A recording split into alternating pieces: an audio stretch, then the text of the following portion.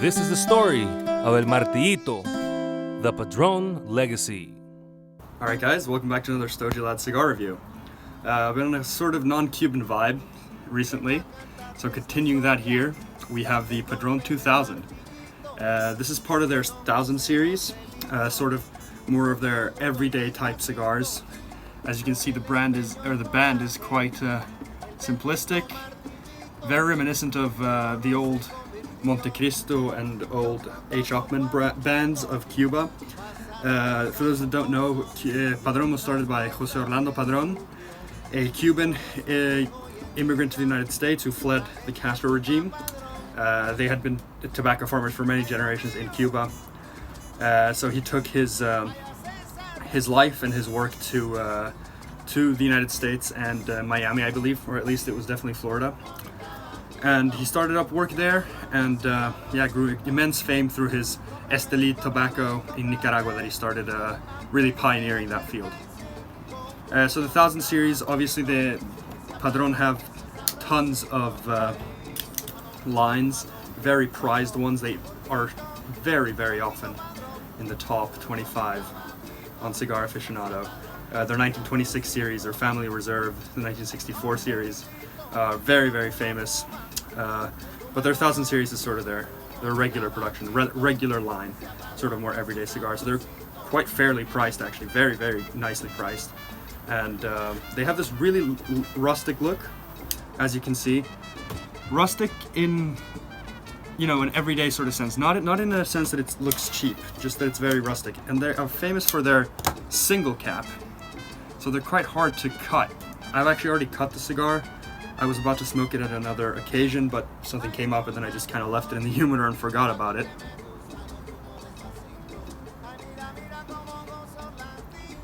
Very open draw, tons of flavor, tons of smoke.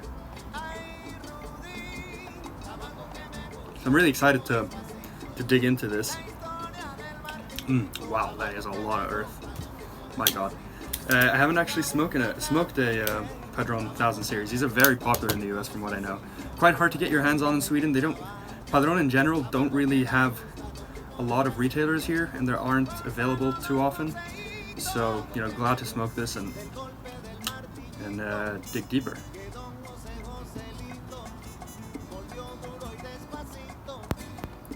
So much smoke. Beautiful construction. Wow, so much earth. Enormous amount of earth. If this is distracting, by the way, I just did an antibody test for COVID. Some family members have it, so just making sure in case I have the antibodies to know that I'm clean and safe. I'm gonna get into the first third of this, and I'll be back in a little bit and tell you some more of the notes. All right, so about 10 minutes in. Look at all that beautiful smoke pouring off, and you can see how just incredible this construction is. Some things that I know about Padron is, what I've heard is that you just never ever get a poorly rolled cigar, and this is testament to that. Absolutely incredible. And I'm sitting here thinking, why can't Cuba just do this? What is stopping them from, this is literally razor sharp. The draw is absolutely magnificent. Really, really thoroughly enjoying this. The finish is very long. This Padron 2000 is a 50 by 5, so it's standard, absolutely standard Robusto. And it's burning quite quickly, I have to say, after 10 minutes. But I really am enjoying this. Medium full right now, very, very earthy. A little sort of maybe a raisin sweetness as well. And slightly chocolatey. It's very, very, very standard Nicaraguan so far. Just the typical Nicaraguan flavor, but it's sort of boiled down into the best showcasing of those flavors. And along with this perfect burn, the fact that Americans can get this cigar for like $6 or whatever, that's incredible.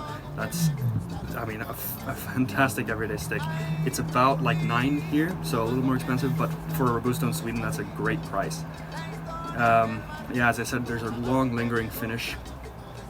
And although it looks quite rustic, the flavors are very, very high quality. It's been decently complex, and as I said, the burn has been absolutely perfect. So I will continue along and get back to you sort of around halfway into that second third, and I'll give you some more notes though. Alright, so into the second third here. Yeah, I don't think I need to even comment on that construction. Look how beautiful that is. Incredible. The cigar is still performing magnificently in terms of flavor as well. Still on that medium to full. A little more pepper now, and it lingers sort of in the back of the palate. It's not a strong amount of pepper. It's just, and it's not on the initial flavors. It's just now, long after, on that long finish, it's lingering. And on that finish, I may add, along with that pepper, there's sort of a fruity, maybe a deep cherry sort of quality, which is really, really nice. Adds a lot of complexity. Because on the initial flavors, it's still a lot of earth, but it's a mineral type of earth, which is really nice. I haven't really tasted an earthy flavor exactly like this. You can tell it's in that dark volcanic sort of soil of Esteli that they grow their tobacco Padron, and they have access to some of the best tobacco in the world. Certainly, a lot of people would argue the best tobacco in Nicaragua. So yeah, it's very, very nice. It's nice and complex, and on the retrohale, it unlocks a lot of chocolate too. Pairing it with the most versatile pairing, just a water to sort of cleanse the palate. Still burning quite quickly. I'm like 25 minutes in maybe. So this is not going to be too long. This is probably going to be like a 45-minute cigar.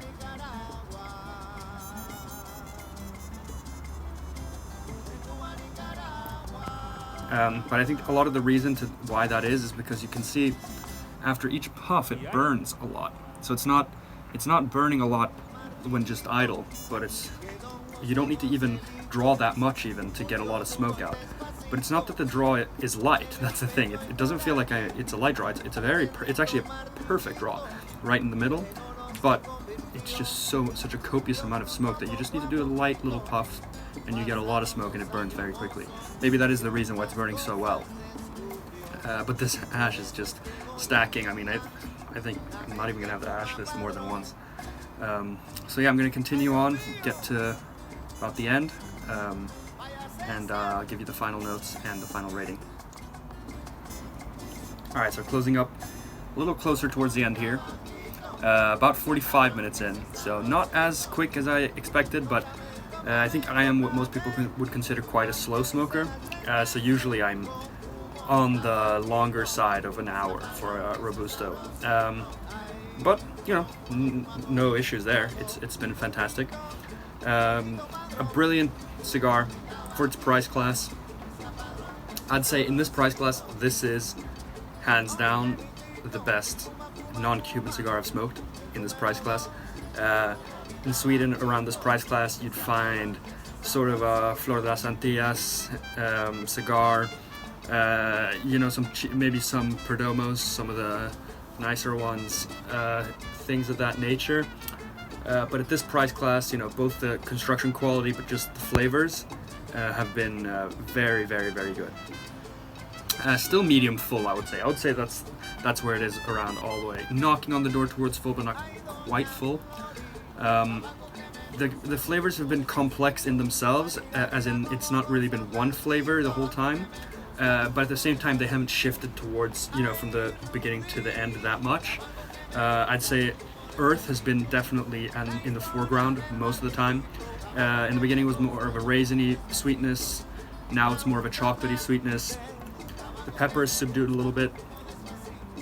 But it's been more complex than just one flavor throughout. But again, it hasn't been shifting, so it's not been that nuanced.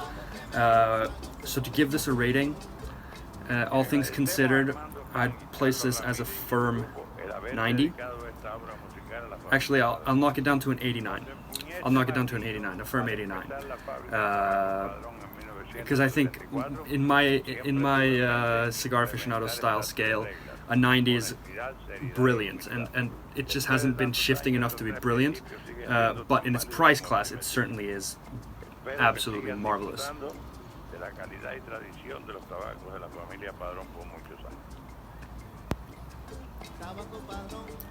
A lot of pepper on the retrohale now. Less sweetness. It's a little darker now. The nicotine strength has upped a bit. This might be because it's afternoon. I haven't had a meal in quite a while. This is like sort of before dinner time, so that could be hitting me a little more. It's not uncomfortable or anything by any means, just noting that it is there for sure. But this is quite heavy tobacco, you know, this Nicaraguan Esteli tobacco, so yeah, I think, you know, Padron is, I'm really happy to have smoked a sort of legendary cigar in this class. Padron is really an awe-inspiring brand. The story of Jose Orlando Padron escaping the Cuban Revolution, coming to Miami with nothing but his hammer. You should read about him a little bit because I think it's really cool. May he rest in peace. Since his passing, I think he's left his brand Padron has been left in great hands. It seems his son is taking over and doing great stuff. Yeah, they really have some cool stuff going. I mean, the fact that he's built such a cigar empire is absolutely fantastic. But yeah, this is a really great cigar. Very happy with it. I think if these were easily available in Sweden, they would be a very go-to stick for me.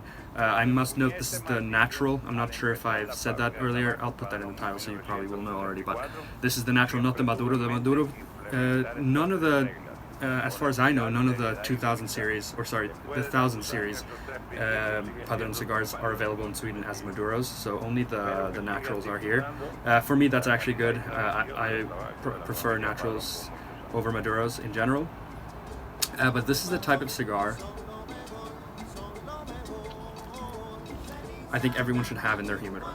I think the Padron 1000 series are just for any occasion, you know. And this is not that heavy that you can only, you know, smoke it late or after a big meal. This is a fairly versatile cigar. You know, for any occasion, if you just you're not sure what to smoke, you're feeling non-Cuban, maybe you're feeling Nicaraguan, but you don't know, you can grab a Padron 1000 series from what I've gathered from this cigar, and just, you know, you'll never be disappointed. Deep flavors. It wasn't fleeting by any means. The finish was long. The construction is fantastic. These just feel like the most reliable sticks you can get. Yeah, I just feel like this is a great go-to stick. You can hand these out to anyone, and I'm sure they'll enjoy them. Or you can just keep them for yourself, smoke it anytime. So yeah, I think that's all I need to say about this cigar. I'm gonna enjoy the last, you know, maybe 5-10 minutes. I hope you enjoyed the video, and I hope to see you guys again in the next one. But until then, see you guys in the next one.